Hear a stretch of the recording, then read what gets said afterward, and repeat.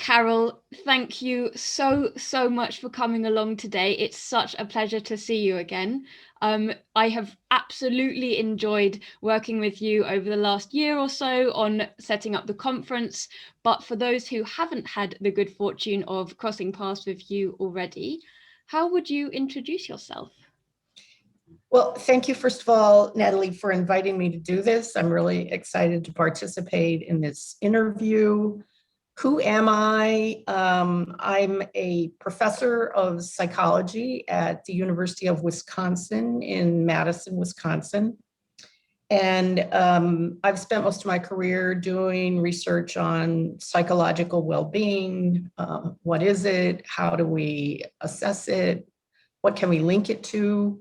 And I also spend a lot of my time leading the MIDAS, Midlife in the US National Longitudinal Study, where we collect a lot of data that we can link to well-being and many other factors. And I also have led a parallel study in Japan, so called MIDJA, Midlife in Japan. I'm actually very interested in cultural issues as we think about these big ponderous questions that motivate, I think, a lot of our activities as researchers, practitioners, educators. Wow, so what led you to Japan to run the parallel study? Well, as we were putting the ideas together for the MIDAS study, which is really about it's about bringing a lot of psychological ideas and issues that tend to get studied in smaller volunteer community samples. Students, psychologists don't have a tradition of doing what's called population-based research, where you're really trying to investigate these questions in the whole population. And that's really important because things like socioeconomic status and race and gender and culture, those things actually really matter for just about everything that we study. And so as we were putting the MIDAS study together, there were people in the group who were coming from cultural psychology. And cultural psychology at the time was investigating really interesting questions about, we kind of all, I think, believe, and the evidence supports, that emotional experience matters for health in different ways. But what we were really interested in is how that might differ by cultural context. And at that time, there was, a body of knowledge about differences between independent and interdependent cultures, collectivism and individualism. And we felt like those ideas were really an important part of what we should be investigating when we're trying to link psychological and social factors to health. And so we ended up doing longitudinal studies with probability samples, both in Japan and the US. And I learned a great deal in the process. You don't understand how Western your thinking is until you're spending time in an Eastern cultural context, collaborating with people who have grown up in that context or whatever. So, do you feel that it changes you and the way that you interact with other people, having spent so long observing these two cultures? Yes, I do. I feel like we're all bound by our own experience and our own life journey, existentially speaking, what we got thrown into in terms of our place in the world, where we were born or whatever. And it's, I think it's really important as we go through life to understand how that journey has impacted how we think and feel and make decisions about things, and to recognize that doesn't necessarily generalize to, everybody everywhere. So I think there's an element, I think one of the things I most love about taking context seriously, and by that I mean culture, but I'm also very interested in themes of inequality and where people sit in the socioeconomic hierarchy. Those are also contexts that have enormous influence on how people view themselves and their own lives, interpret the actions of others, and so on. And I think the more you dig into that, I think one of the benefits, I hope one of the benefits, is a kind of humility. It's a kind of humility about the limits of what you know and have experienced and may believe, and how far that can be extended to others. And often, I think oftentimes it isn't easily extended. And so that, I don't know, I like ideas of, tolerance of diversity, respect for, diversity. And so those things I think come from spending time in doing research in different sociocultural contexts. I'm not sure if it's something that would have come up in your findings, but for me, this a sense of gratitude comes from having that deeper awareness of different cultures and my my privileges. Yeah. Having experienced different cultures, I've just gained such a gratitude for and situations which would have annoyed me and would have Yeah. yeah Yeah, exactly. I think you perceive everything with a wider lens, and it just is, it is something to be grateful for because you have been enriched by it, and hopefully it makes you a better person. So before we continue with the interview, perhaps a really great place to start is being an interview focused on existentialism. How would you define or explain an existentialism? Yeah, I love the question.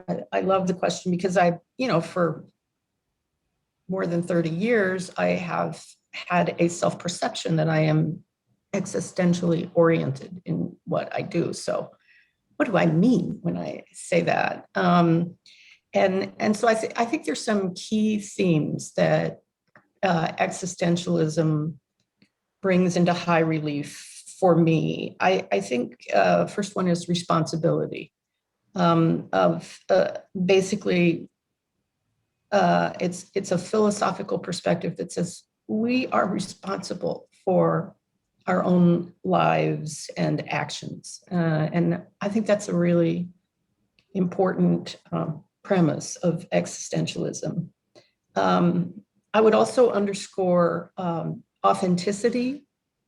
And by authenticity, I think one of the richest things I took from existential readings is that it's about releasing yourself from conventional wisdom, sometimes from the dogma that may be part of maybe the world that you grew up in, maybe the religion that you learned as a child or whatever. There is this theme of authenticity means it's your job to think through any set of beliefs and practices for yourself and not have them handed just to you. So that's about both being responsible, but also it's about living authentically, what I would call marching to your own drummer.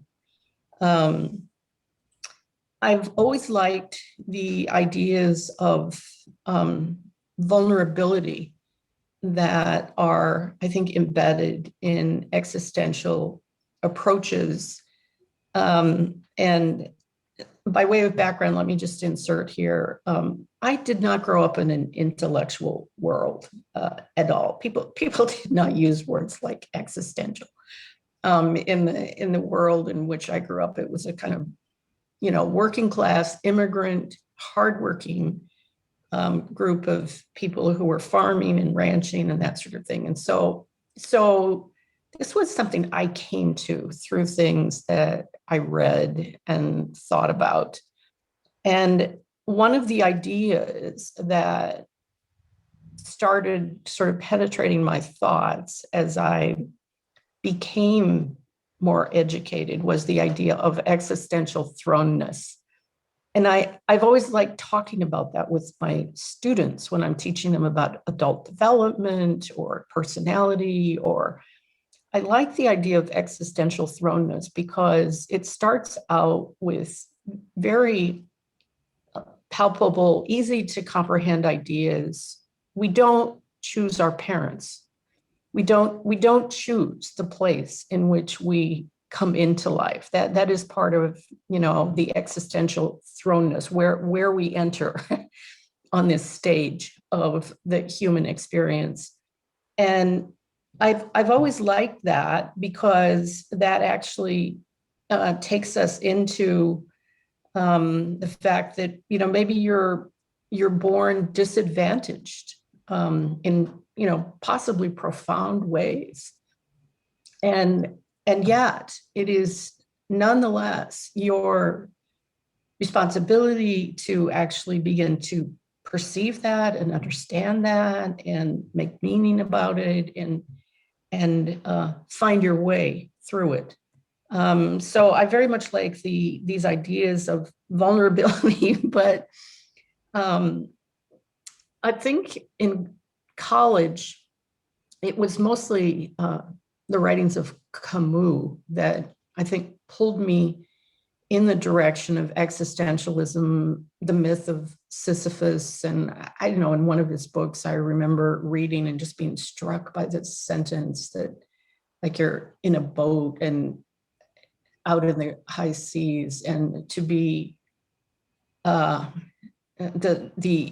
basically the idea of the absurdity of beating the sea with rods, as if that would have any impact, that would do anything. So creating these ideas about, we actually, life is unfair in many ways. Horrible things happen to people.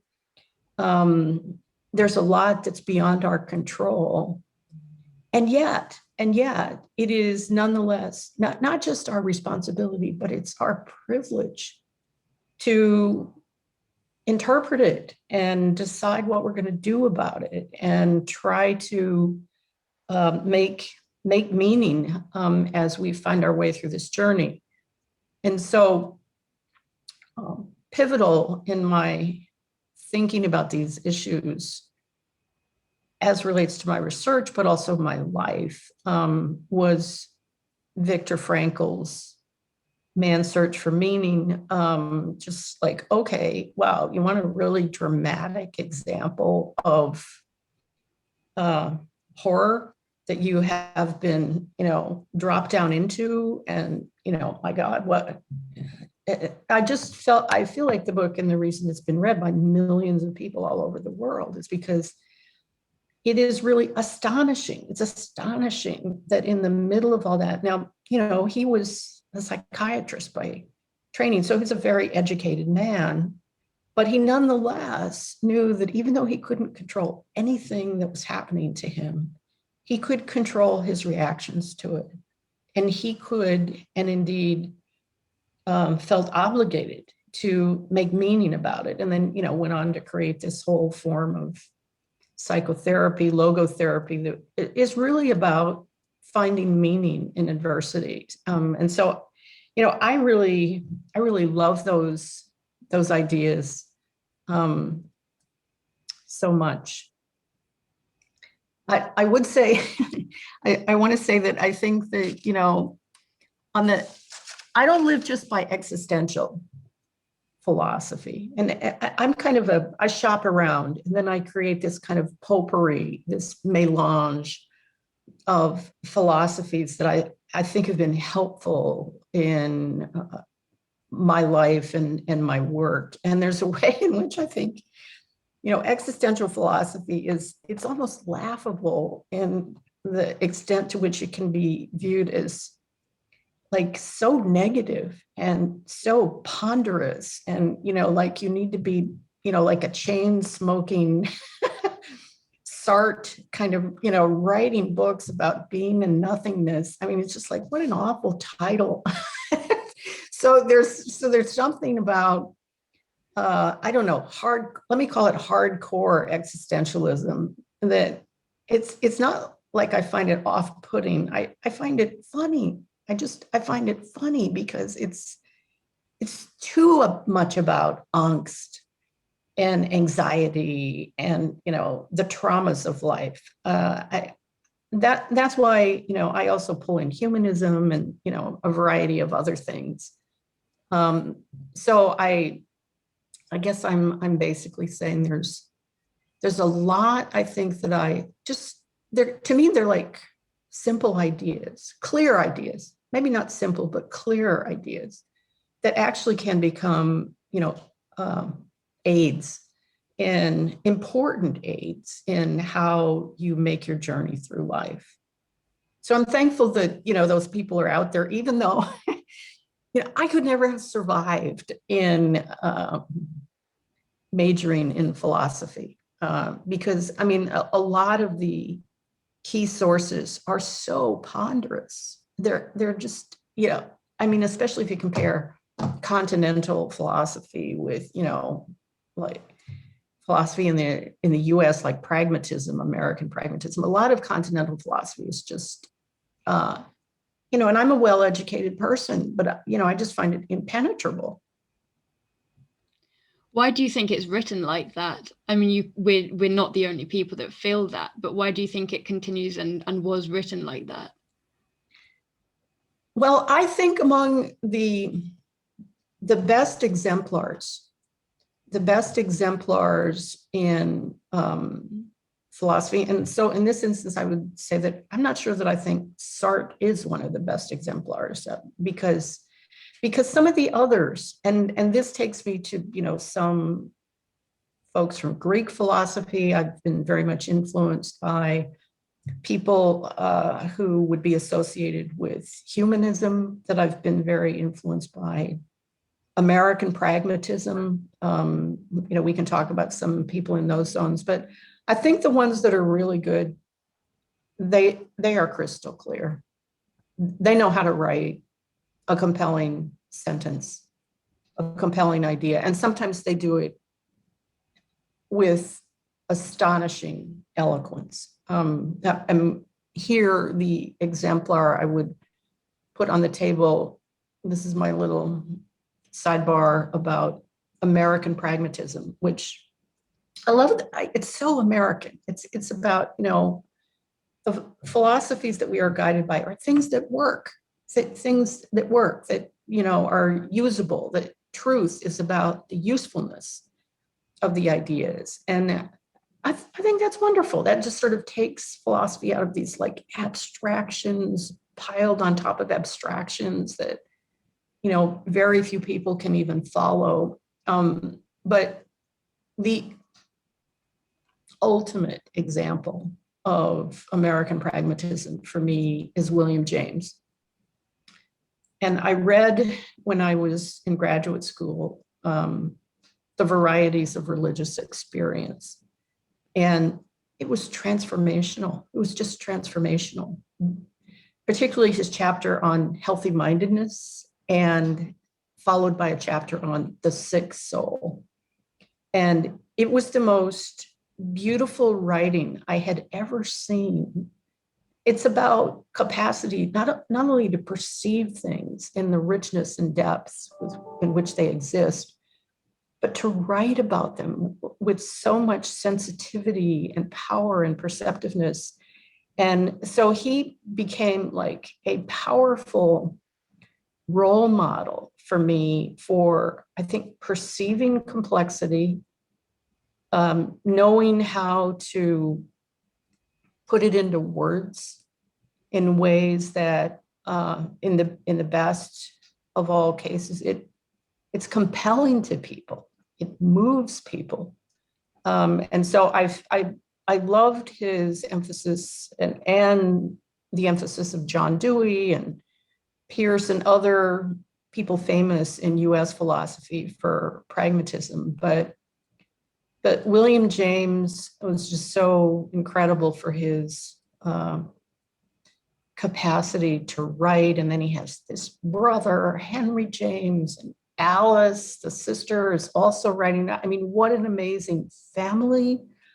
I've often felt like, if I could have just been a fly on the wall, I would have wanted to be there with the James family, because all three of the children were so incredibly talented, and they became so good at, the paths that they chose. But they had this amazing father who was, ironically kind of not very successful himself, but was very committed to giving his children the ultimate exposure to the world. I mean, so they had all of this exposure to, travel, great museums, high culture, or whatever. But I mean, I've just often wondered, what did they talk about at the dinner table? I mean, it must have just been so amazing. That's what I was picturing while you were speaking there, and you were just making me think how valuable just everyday conversation is, and how we are going to be so influenced by what we expose ourselves to. Yeah, yeah. And so I'm wondering kind of what drew you towards existential ideas in the first place. I think I have an abiding interest in understanding, trying to be responsive to in some way human suffering. I think the themes of, so I mean, I'll just insert here, that's a big part of why the positive psychology movement is, just a domain that I loathe on some levels, because I just don't like this fanfare about making everything positive, because I think life is like this journey of the negative and the positive, and what we need to do is kind of figure out how to put them together. And I even learned things about that from my wonderful Japanese colleagues. Yuri Miyamoto and I have a paper about dialectical emotions. And the basic idea is that, in Japanese culture, it's much more an expectation that you should be experiencing both negative and positive affect. Whereas in the US in particular, this sort of happyology, happiness is enshrined in, the Declaration of Independence. But there's so much suffering in the world. We have to engage with the suffering in the world. And even in the small world that I grew up in, I saw people who suffered. I also saw people who were, resilient in the face of adversity. But I think what drew me to existentialism was a way of approaching human suffering that could actually lead with somewhere useful. The simple idea of having a responsibility to find meaning in suffering, I think it's a beautiful idea. I think it's an incredibly beautiful idea. And it's been very helpful to me in my own life. I mean, my life is blessed in many, many ways, but, I've had difficult things happen to me. And it was, in going through rough patches that, I absolutely kind of found myself like practicing these things, trying to practice these things. I, would try to teach my students about what is the meaning in this nightmare that I'm living through right now? How am I going to create it? Nobody else is going to hand it to me. It's my task to actually figure it out. So I think a lot of what I like about existentialism is the focus on, suffering and, absurd things in the sense of, bad things happen to people, and they make no sense, and they shouldn't be happening to people, but they are. And so what are we going to do about that? At the same time, I feel a great need to like soften, and bring some sort of upbeat tones to that ideology, philosophy, which I think you can do by pulling in humanism.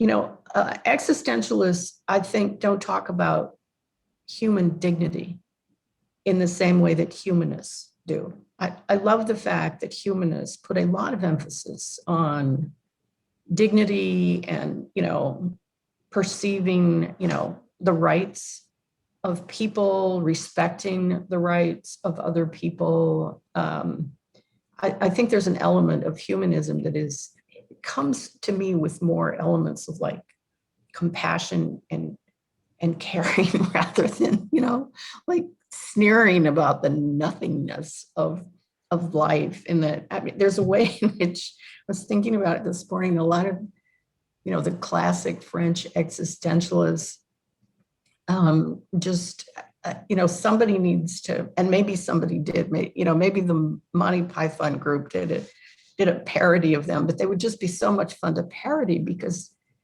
they're haughty. They're just like, we're smarter than all the rest of you, and it's all horrible, and let's just keep smoking our cigarettes and, telling these horrible tales. Yeah. So yeah, I haven't said anything. I mean, about, I also obviously draw from Aristotle. So there's a part in my work, like nobody in existentialism, to my knowledge, and I would be the first to admit my knowledge of these different philosophical orientations is somewhat superficial. I didn't study them deeply, but I don't think anybody in existentialism or even humanism talks about personal excellence, which is, I love that idea from Aristotle. I love the eudaimonic idea, the highest of all human goods is eudaimonia, which he defines as activity of the soul in accord with virtue. So the emphasis on virtue, I think ethics and morality is something I very much prize from Aristotle. But then when he asked himself at the beginning of this book, the Nicomachean Ethics, at the beginning, he says, what is the highest of all human goods? Well, I think it's activity of the soul in accord with virtue. And then he says, what is the highest virtue? I mean, these are just such great questions. It's just boggling to me that somebody would be sitting there thinking about these questions and trying to craft answers without relying on, established dogma from religion or some other form of metaphysics. He's just trying to like talk himself through these really big questions. And he believed that the highest of all, that the highest virtue was this kind of personal excellence, the realization of your true potential. I love those ideas. I love those ideas because they underscore the uniqueness of every person. That is to say, we come into life with our unique set of strengths and vulnerabilities. But our task in life is to actually like look at those and try to understand them, and then do the best we can to achieve our inherent potentials. I love those ideas. At the same time that I think for many people in currently on planet Earth, that realization of personal potential, which isn't really a big theme in existentialism. I think it's too upbeat for a lot of existential thinking, but realization of personal potential, I think, is sadly, because of deepening inequality, which has now been exacerbated by the pandemic, it's beyond the reach of many people. And so we are at a juncture, I think,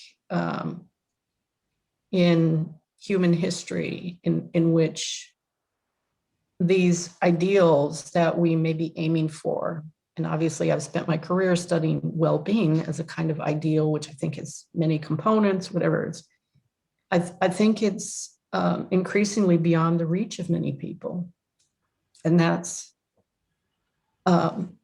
not a problem that we can resolve purely at an individual level. That is to say, it isn't just something that you can fix in therapy or with education, or these are about structural problems. These are about structural problems with regard to how societies are organized and how resources are distributed. And, that brings to the fore a whole other set of issues about justice that I think are hugely important for us to be paying attention to at present. And it also makes me realize that so many of these inherent ideals are from such an early age and consistently through life overridden by these social ideals, and we so frequently lose touch even with the thought that it's okay to actually look at ourselves and ask ourselves what feels truthful and authentic and meaningful to ourselves. Yeah. So, I mean, the answers to those questions, what feels truthful and authentic and meaningful in our era, for some people, I think that can take them in the direction of anger, and as in a powerful emotional experience. And here I would just say, the book that I read a few years ago by Pankaj Mishra called The Age of Anger. It's one of the most remarkable books I've ever read, because he's an amazing person. He writes fiction. He's a journalist. He wrote this book about anger that has the whole historical sweep of anger, plus it's anchored in political context, in the actual events and happenings that occurred, for example, around the time of the French Revolution or the Russian Revolution or whatever. It's just, he's so erudite. But his key messages were that in this era of, sort of technology in which people have immediate exposure every day of their lives to how other people are living around the world. And yet, many of them, because of political strife, are forced to become refugees. They have to flee for their lives. Because of, even if they're not moving from country to country, within countries, they're dealing with just horrific inequality. Those are all legitimate reasons for anger. And it's really interesting to me that, some people, like the Dalai Lama, for example, frames anger as this really toxic emotion, and you should get out of it. And it can be, obviously, anger can be toxic. It can lead to violence. But in Mishra's book, he gives you this just breathtaking juxtaposition of the philosophy of Jean-Jacques Rousseau and Voltaire. They were contemporaries. They were contemporaries, and Voltaire was, he was he would be properly described as nouveau riche, in the midst of, the final phase of the French aristocracy before the revolution. And he believed in acquisition and wealth, and, thought that was really a legitimate way to live. And he was very influential with Catherine the Great of Russia. And may have, the Russian aristocracy at that time spent a lot of time emulating the French aristocracy. And they both went down to revolution. But what Mishra pulls out are these exchanges between Jean-Jacques Rousseau and Voltaire. Rousseau, he was much more for the common man he cared about people who were disadvantaged, and he hated Voltaire. He would actually write to him and tell him that he hated him. It was incredible. But Mishra draws on these two perspectives to basically say a lot of anger that we see in the world right now is justified because we live in an era of rampant inequality. Corporate profits are soaring at a time when wages are going down. People have a right to be angry. The question is, what does it lead to? Where can you go with it? But this is why, even though many people have argued that the ancient Greeks as a whole were a little too dead keen on reason, that they were, it was that reason was going to be sort of like the solution for everything. Use the Socratic method, reason your way through everything. And I think what Aristotle wrote about anger, I've always loved it. He said, at the right time, for the right reason, to the right degree, anger is precisely the emotion that we need. It may be an emotion that is essential in affecting constructive social change, not just leading to violence. So it's interesting to me, given that the French existentialists were so into, the miasma of anxiety and angst and all of that. It's really interesting to me that they didn't never really say too much about anger. Not that I know of. I think anger is a really interesting emotion. And I wonder if it's like the energies that the different emotions had, because there's something almost kind of nonplussed, bit grumpy, but a bit apathetic about the French, whereas anger for me is really alive. Exactly. That's a really great point, because people now study emotion in the brain, and they make distinctions between approach versus avoidant emotions. And so positive affect is an approach emotion in terms of the different parts of the brain that are activated when you're feeling positive affect, whereas depression and anxiety are avoidant emotions. Interesting, anger is an approach emotion as assessed in terms of its underlying brain activities. And that's what one of the parts I really love about existential ideas about emotions is that even stereotypically negative emotions are still incredibly valued because they guide you. If you can acknowledge, I'm really upset or I'm really angry, it teaches you, okay, so something's not right for you, to make that change. Exactly. Some years ago, at the International Positive Psychology meetings in Moscow, I gave a talk titled "Contradiction at the Core of the positive psychology movement, the essential role of the negative in adaptive human functioning.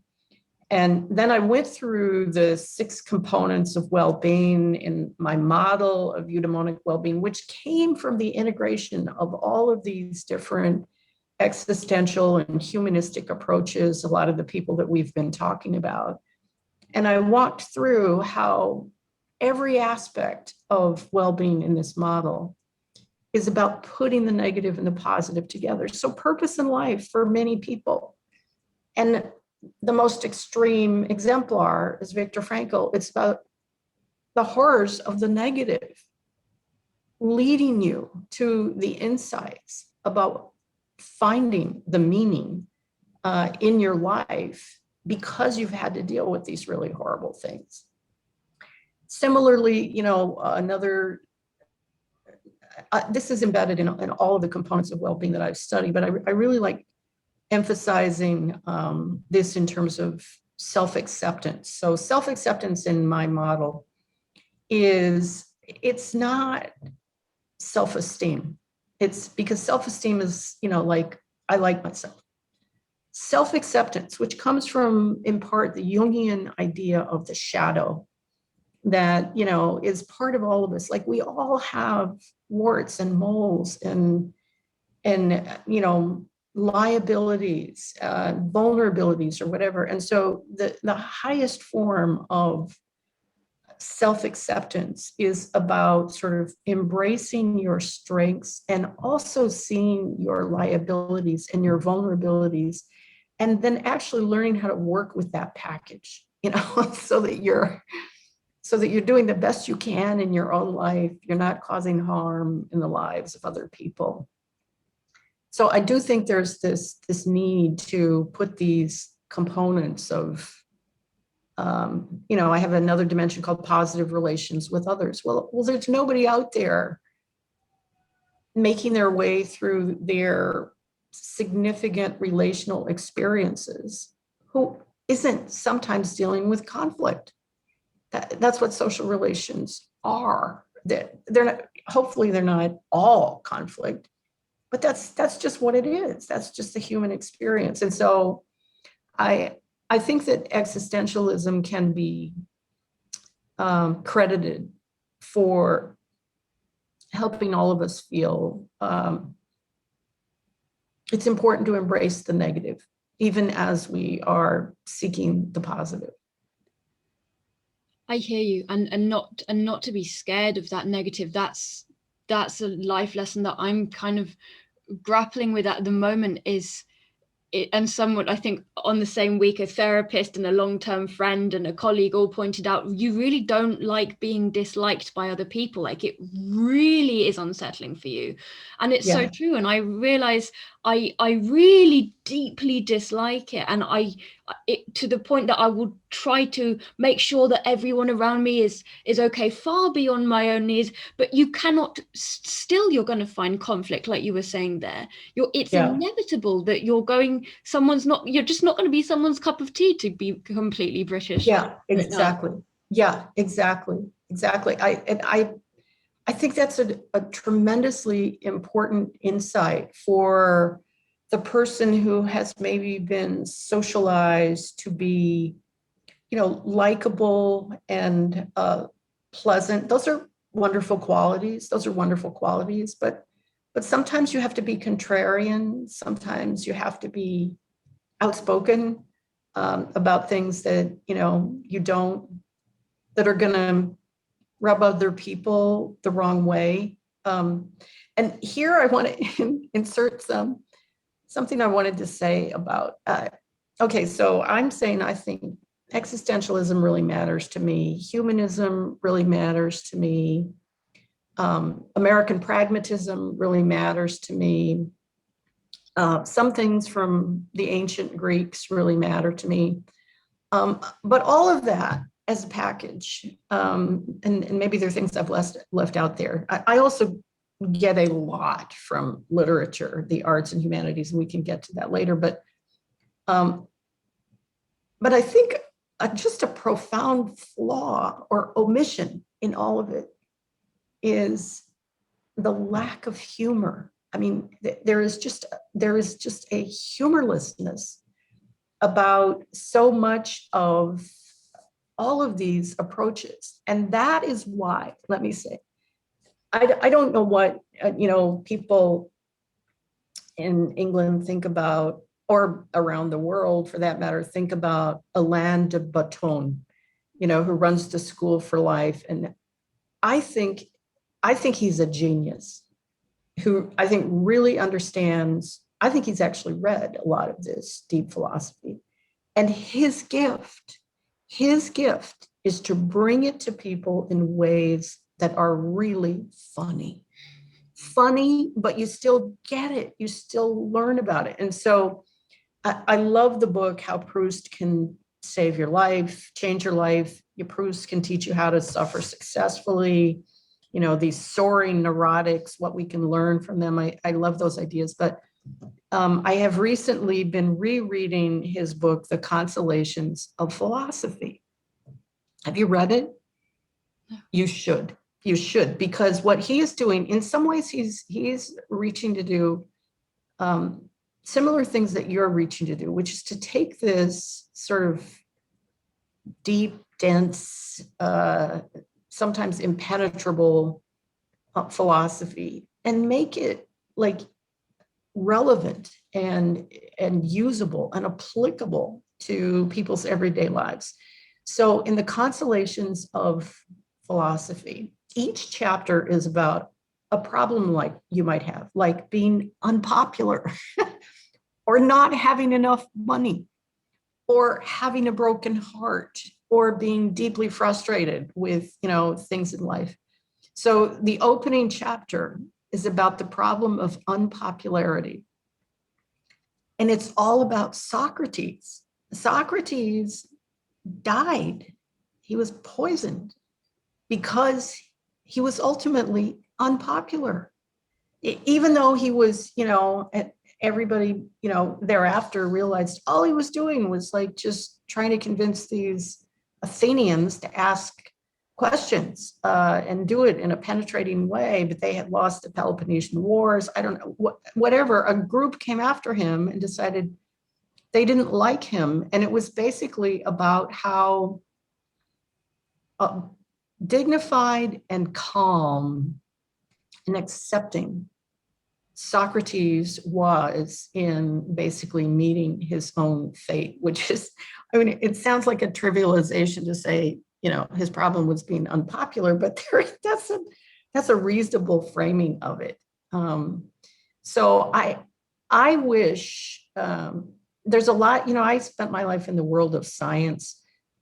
It's also humorless. It's humorless. I think we need comedy. We need to laugh. We need to laugh about, so many things that are difficult and painful. And so I'm deeply grateful that Alain de Botton writes these really engaging books where he's teaching you about stuff you would never otherwise probably learn anything about. And he's doing it with little funny images and pictures. There's just a real cleverness to it that I admire so much. I don't think his talks are as good as his books, but the books are really amazing to me. And that's a bit of a segue into, I have been profoundly and deeply influenced by literature, poetry, film. I mean, I'm a ravenous consumer of all those realms because much of what's in, I think, great literature and poetry and film and art and even music, I think it is about the human condition. It is about the human condition that is being portrayed in these various ways. But within those realms, there are people who understand the great gift of satire. And satire takes real smarts. I mean, if you're going to do satire well, it's like great comedy. Great comedy requires just enormous skill, understanding, timing, insight. But I love what great satire can do for us, so the Monty Python group, that was, really influential in my adulthood. But there are these distant examples that I think about. I've written about this recently. So what's funny or what's satirical? What can you do satirically about, inequality? It's not very funny. On the other hand, Jonathan Swift is famous for writing this little essay called A Modest Proposal. It was written a couple hundred years ago. And it was basically about, okay, how can we solve the problem of poverty in Ireland? Do you know what the gist of the Modest Proposal is? No, please share. Well, we should have the Irish, do the best they can to, fatten up their babies and then send them to England where they can be eaten. And he even like, came up with recipes like a tasty ragu. I mean, so it was outrageous. It was outrageous. But the point of it was to actually make fun of these insensitive Brits who were, not appreciating the trauma that was being experienced in Ireland. And in our own era, there's a guy named Paul Beatty who has written this book called The Sellout, published sometimes in the last, several years. I think he's a professor of literature somewhere. It's basically about being Black and poor in Los Angeles, which is awful in many ways. I mean, we have the Watts riots, we have, the whole history of the brutalization, lack of opportunities among Blacks living in these poor neighborhoods in LA. And his book is, people described it as Swiftian satire. It's really smart. It's really depicting the horrors of that life, but doing it in ways that are funny and that have humor. And that, that's not an easy thing to do. So talking about the experience of riding the bus as your mode of transportation, while all of these other people are, sailing down the freeways in their, really expensive sports cars and so on. And so I think that we can broaden our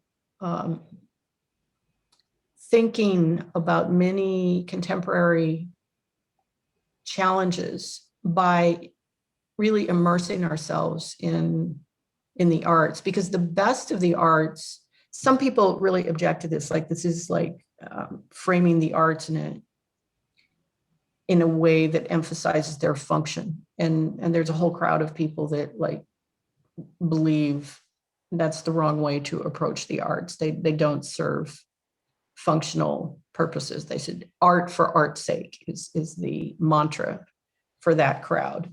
And I like art for art's sake, but I also like art for giving us a window on ourselves, a mirror reflecting back to us what is actually going on in our contemporary lives or in the past that represent, I think, key existential challenges that we all need to care about and be somehow tuned into with regard to ways in which our own daily actions and activities might address some of these issues. I'll give you, I haven't seen the film yet, Nomadland, that just, got the Best Film Award in the US, but I'm just about to the end of the book by Jessica Bruder. It's unbelievable. It's such an indictment of what's going on in the US right now in, let me call it, Amazon sweatshops. So we, Jeff Bezos is the richest man on the planet right now, who is having built for himself, I think, the biggest yacht of all time that is going to be followed by a kind of slightly smaller yacht that has the landing pad for the helicopter. I mean, this is just extreme, off the charts wealth. Meanwhile, many older people in the United States are traveling around in vans, pulling small trailers, going from one Amazon workplace to another, where they work in these massive warehouses. They walk like 20 miles a day on concrete. I mean, why are they in this situation? These are people who lost their homes, their savings during the Great Recession. And the people at the top, the people who were, the banks that were making these fraudulent or, unsafe loans for mortgages, they got off because the government helped them out. But all of these other people lost everything. So we have this itinerant group of older people in America moving from place to place, looking for part-time work to survive. And it's not, even then, it's not exclusively a negative story, which my guess is portrayed well in the film, because these people develop a kind of sense of camaraderie, and they are survivors and they're tough, but they are also being, I think, horrifically exploited and abused. In Amazon warehouses, they have free pain medication dispensers on the wall because people are experiencing so much pain with, the up and downs that they have to do with moving and checking all the merchandise, the walking on concrete. Apparently, they're extremely noisy. This woman who wrote the book, Jessica Bruder, who is, I think she's a journalist, maybe at Columbia.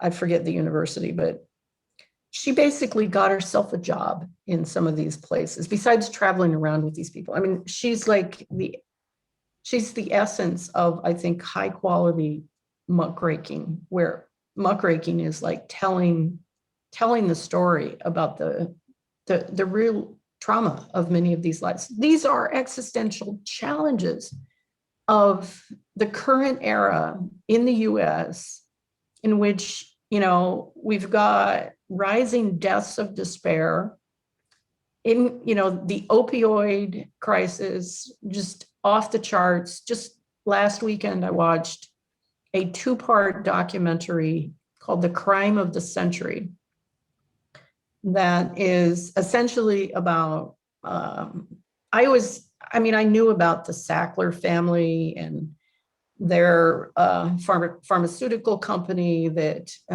created and then vastly over-marketed OxyContin. What I didn't know until I watched this documentary was the layers and layers of other people who were ultimately motivated by greed. So that goes from the pharmaceutical companies to the distribution companies to the physicians on the front lines, many, many physicians on the front lines who were getting payments in the form of giving talks. But the payments giving talks to promote these drugs came from the fact that they were massively prescribing these things. So you create all of these addictions. Well, the pharmaceutical people are arguing it's not addictive, which is a big lie, and then it it morphs into addictions to even more dangerous drugs like fentanyl. These are horror stories of our era, and that they're the existential horror stories of our era. And so I spend a lot of my time trying to figure out how we can have scientific research link up to many of these problems, partly to document the scope of these problems, but also to create a kind of knowledge base for action, for trying to affect public policy change and so on. So forgive me. Um, yeah, I'm an engaged intellectual is what I would say. I'm guided in many ways by a lot of these, wonderful things I've read from other thoughtful scholars, researchers, writers, poets, filmmakers. I take it all in. I take it all in. But then my task is to figure out, well, what do I do with this? How do I use it? How do I apply it in some ways? So I think maybe I'm underscoring that I think both existentialism and humanism, all of these philosophical approaches that I've been talking about, pragmatism, certain ideas from the ancient Greeks, I think they all, if they're worth anything, they need to lead to action. They should not be just things we sit around and talk about. They should be things that sort of guide the ways in which we live, the choices we make, the efforts we exert to try to affect social change. I wish in some ways, I'm 70. I turned 70 this past year, and I keep thinking, how is it that I'm like more preoccupied with like reading everything now than I was even when I was, 30 or 40. I mean, I've always been just, like deeply engaged in trying to take it all in, but somehow it's become an even greater passion at this later stage in my life. I'm not really sure why, but I'm just kind of watching it. I mean, I have always been in awe of the kind of tennis game of book references, and between you and Roger in the meetings that we've been having, it's really, Yeah, really yeah, amusing to watch. yeah, Does it feel almost, are you looking for something in almost inhaling all of this information? yeah. I think so. And there's a sense of, the age part is probably realizing I'm not going to live forever. Um, I don't want to miss anything. I don't. I mean that not only uh, like I really love um, the best of the best in the arts. I mean, I feel like we need it. It nurtures my spirit and my soul. And so, at different points in my life, I've read almost everything that Henry James wrote, which I didn't get to until I was, in my 50s. When I was younger, it's just like, oh my God, he has a whole paragraph that's a sentence and it's just this meandering. But then I got to this place where it's just like, he's so perceptive. And I just love that perceptiveness. And so there's a part of me that, yeah, wants to take it all in, doesn't want to miss anything. And, there's a limited, finite amount of time within which to do that. And I think the more, this is the kind of perverse part of it, is I think the more engaged you get, the more, on all these multiple levels, I think the more compelled you feel to keep digging, both among the new stuff, the new things that are being written, as well as going back to, fill in old stuff. Over the last month, um, I've been reading Charles Dickens' Bleak House. When I read one thing by Charles Dickens when I was in high school, A Tale of Two Cities, and it just kind of was like over my head. I mean, I'm growing up in this small town in Wyoming, and I don't know, the French Revolution, I just somehow I couldn't relate to it. But because I'm so preoccupied, indeed obsessed with issues of inequality, I have come to just profoundly value how Charles Dickens wrote about inequality during the industrial era in which he lived. And so last summer, I went back and reread A Tale of Two Cities, and I got so much out of it with regard to how he was depicting the heartlessness and the indifference, of many of the privileged people at that time in the face of so much suffering. And in Bleak House, he's actually doing the same thing. He's just so masterful in creating characters, but he also like Alain de Botton and this, he understands humor, the critical importance of humor. So he is depicting, enormous hardship, but he is also in reading Bleak House over these last weeks, I've often thought I could just envision him sitting at his desk, smiling, like laughing while he's writing some of these things, because the depictions of some of these eccentric characters are so wonderful. They're so wonderful. At the same time that I think he served a huge purpose. His father was in debtor's prison. He worked in a foundry himself as a kid. I mean, it's not like he was privileged all his life. He became privileged, but he had this deep sensitivity for sensibility about the suffering of people at the bottom. And I think the world is better because he wrote about it. Maybe it didn't change things, in an immediate and a direct way, but how do we explain, for example, getting to child labor laws in countries where children were being exploited for labor? I think literature can play a role in, depicting the suffering that helps people understand why this is just not okay. And that is a really, really poignant point that someone else recently made to me, and it sat with me and kind of settled me, because we have, I think, people like ourselves who are really desperately motivated to try and initiate change and movements towards the better and a change of attitude. There's almost, or at least from my experience, this urgency and this impatience. Yeah. But to have that realization that just because you don't see the end result of what you're trying to achieve, Yeah. doesn't mean that what you're trying to achieve is worthless. Having that patience. Yeah, exactly.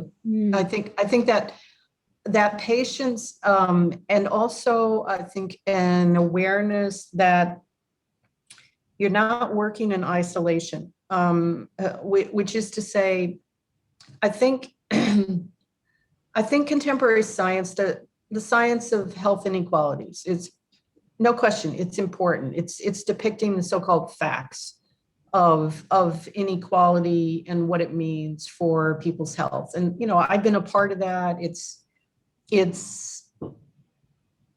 that work has grown in its volume, and I think in the impact that it's having. So there's more discussion of inequality going on. At the same time, I think that work is in its own way inherently limited because it's so scientific, which means you don't actually jump into an action plan, or you don't depict sort of the real everyday experiences that sit behind these facts. And that's why I love contemporary film about themes of inequality, which is what Nomadland is about. Last year, the best film was Parasite. I mean, what an incredible film, about contemporary South Korea, Seoul, where you have unbelievable extremes of wealth. And that film was so powerful in, I think, depicting levels of inequality that the science doesn't reach, because the science is too I don't know, sanitized in some fundamental way. So a part of that film, do you know the film? Have you seen it? I haven't seen it. I have heard of it. It's really amazing. It's about, a young guy and his sister and his parents, and they're living in a very disadvantaged place in Seoul, where uh, things are always flooding on their street when it rains. So it's a hard life. They struggle to find jobs or whatever, but they're all really smart. The young boy and his sister are both getting their education. They're really smart, but they're always looking for jobs. So the young boy gets a job as a tutor for an extremely wealthy family. And one of the most powerful moments in the world in the film is when you're first brought into the film because you're in their environment, and it's pretty horrible. And then this young boy goes to the home of this family where he's applying for a job to be a tutor for the little boy. And he walks through all of these, gates, and, it's a very hidden place. And all of a sudden, he's in this amazing oasis of just unbelievable beauty, green trees everywhere, grass, a spectacular home. And ultimately, he ends up getting this job. And then he ends up getting his sister a job with the family, but they don't know it's his sister. She's doing something else. He gets his mother a job with the family to help with cooking. And his father becomes a driver for the family. So basically, there is a way in which the disadvantaged people in this portrayal are incredibly clever, and they are finding a way to get jobs in that world that will be remunerative for them. But along the way, you get these little windows into how these different classes perceive each other. And so at one point, there's dialogue between the wealthy businessman and his wife who live in this incredible home. And they're talking about how they've noticed that, these people they've hired smell bad. And I just thought, what an incredible thing to put into a film that, they don't live in an easy, clean environment. They probably do smell differently, but this sort of, I thought it was a mark of profound insight about ways in which people from different class positions can perceive each other that are, I think, ultimately degrading.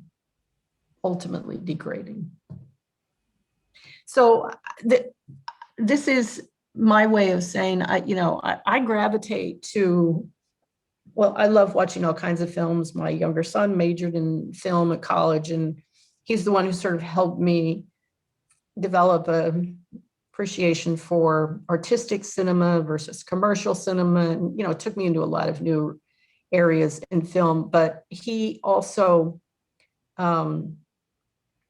has been, influential, I think, in helping me find even further examples of this preoccupation I have about films that depict inequality. Because I think it's the lived experience of inequality that is, I think, in some ways, our greatest hope for making that more known to more people, hopefully somehow challenging the indifference that may be felt by some who are privileged and comfortable. The question is, how do you get people who are privileged and comfortable to care about these things? Yeah. And I sometimes think about, hypothetical studies which could never be conducted, but one that's perhaps relevant here is, imagine if all the wealthy, very generic, but all the wealthy had to swap places with all Exactly. for an indefinite, I realized a variable has to be for an indefinite amount of time, because they could endure a day, but to indefinitely swap Exactly. lifestyle. Exactly. There is, by the way, a wonderful film called Trading Places. It's a somewhat older film, but it's exactly that. It's Dan Aykroyd who plays, the wealthy banker, and Eddie Murphy, who plays this street bum. And through a series of events, they basically get swapped. Not of their own choice or preference, but all of a sudden Eddie Murphy is, leading the life of the banker, and the banker is on the street.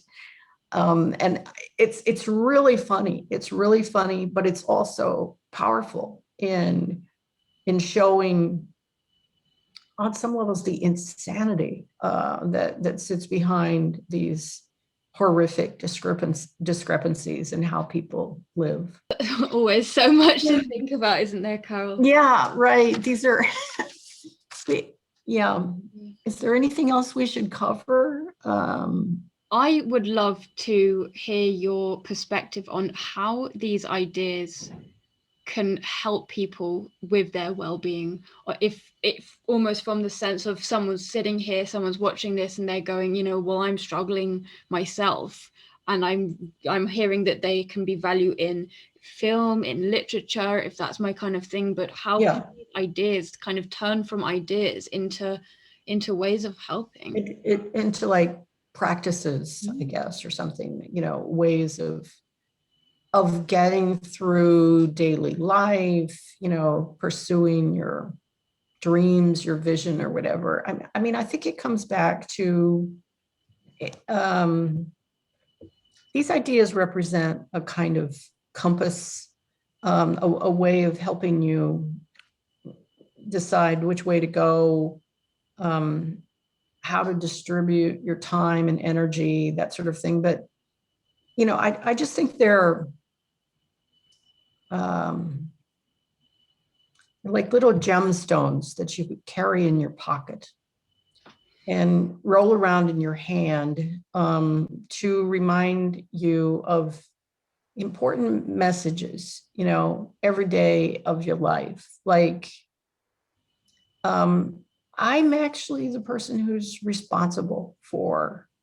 how this day is going to go for me today. Even though, remember Viktor Frankl, I'm not going to be able to control everything that happens to me today. There may be some things out of my control, but I'm responsible for how I'm going to react to it and how I'm going to, decide what it means for me today, tomorrow, for the rest of my life. So living by these, it's like an ethic of responsibility, living by an ethic of authenticity, which basically means don't let yourself be swayed by all the dogma that's out there, or be overly, I'll just insert here, I have no presence whatsoever in social media, or at least not an initiated presence. I just I don't do it.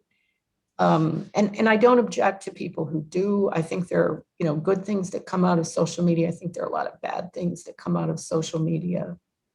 But the fact is, I'm not interested in a million people's banal opinions about a million banal things. And that's not to say that I think everything on social media is banal, but a lot of it is. And so this, message about sort of marching to your own drummer, living authentically, sometimes I think that means stepping out of these realms where you can just be inundated with too much input, too many opinions about too many things in the final analysis. Maybe you don't really need to be that concerned about. So I think authenticity is a good kind of principle to live by. I think feeling okay about vulnerabilities, yours and not to accept them, but to just understand that That's what life is. That is this existential thrownness that, sometimes, gets even worse over time. So, another way of saying that is it's not just about your own vulnerability. If I can advocate for anything about vulnerability and suffering, is that we would all be inclined to actually try to perceive and feel other people's pain. We need, I think, I'm speaking to the privileged and the comfortable here for the most part, which we are in academia. We're even if we're not out at the extreme ends of privilege and wealth, we are really privileged. And I think it's just critically important that we perceive and care about, the enormous suffering that's out there in the world around us. Suffering has always been a part of the world around us, but it's actually gotten worse in our lifetime, in part because of economic recessions and then the pandemic, which ends up, hitting those who are already vulnerable the hardest. So this is like a call for, I don't know how many people in existential psychology cared about compassion, but certainly people in humanistic psychology, they care about, compassion and, the dignity of individual lives, that sort of thing. So, I think that's a really, really critical lens through which to see the world, that can be relevant every day of your life. I love the ideas of, the philosophy of the absurd, because that is a way of like framing insanity, which, we sometimes confront in our own immediate lives, but in the larger scheme of things. And then I just think, coming back to this, it's kind of like a plea I have for philosophy and even science, to just laugh a little, this, the importance of humor, I cannot be, I think, overstated, because humor is a way of, in some ways, kind of taking the edge off things, but also I think humor can contribute to your courage, to persist and carry on.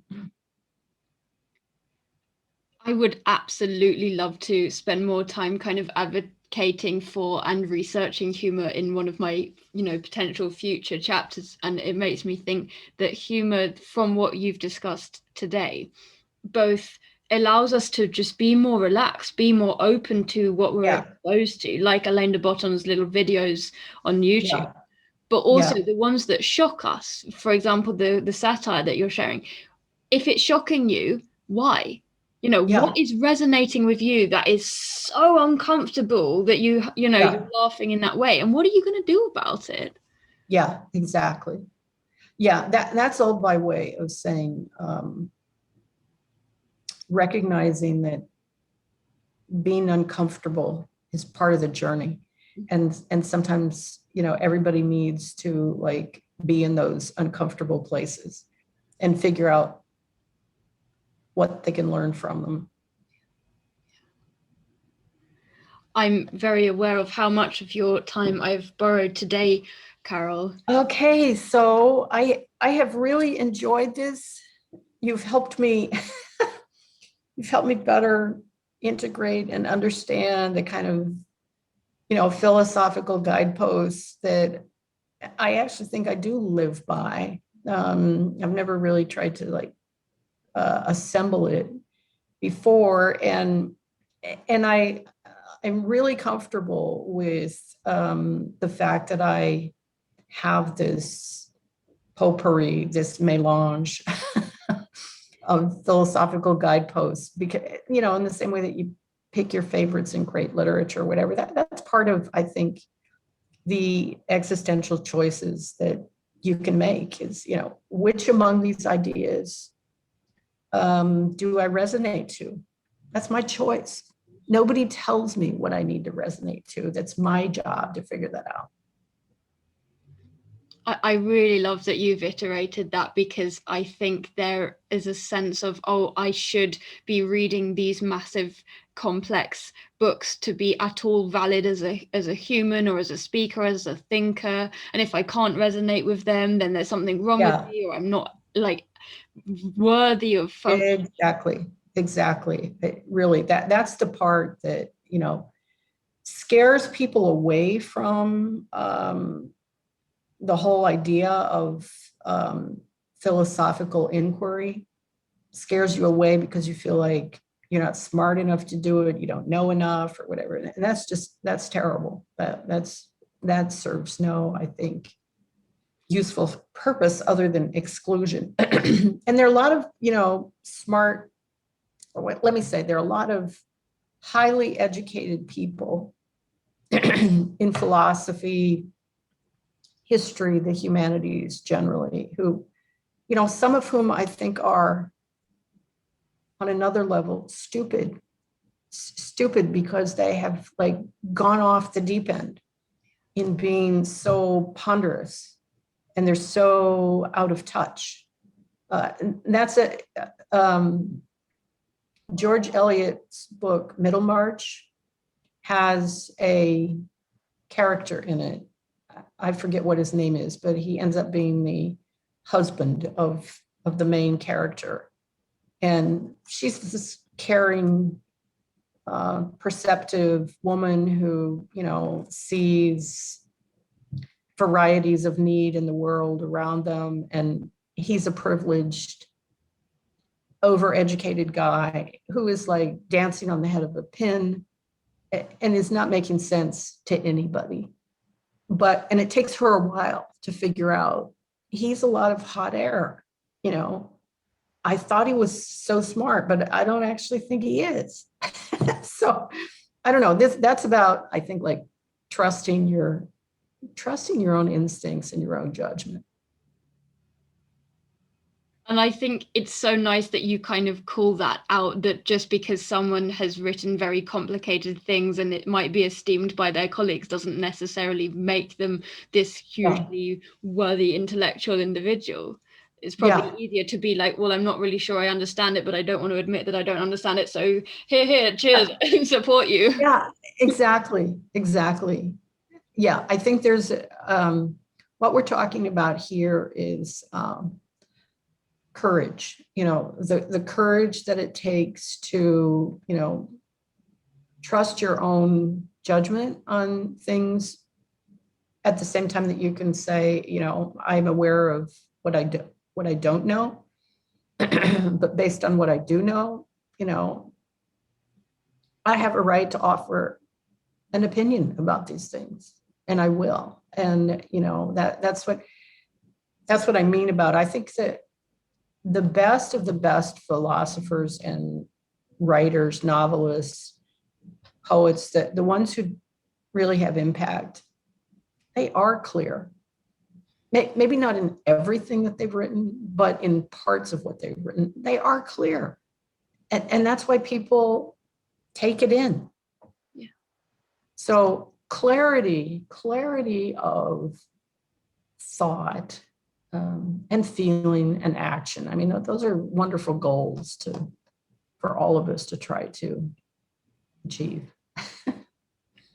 So thank you, Natalie, for doing this wonderful endeavor. I think it's really needed. I'm so glad that you're doing it. And I look forward to actually following the series when it's out there.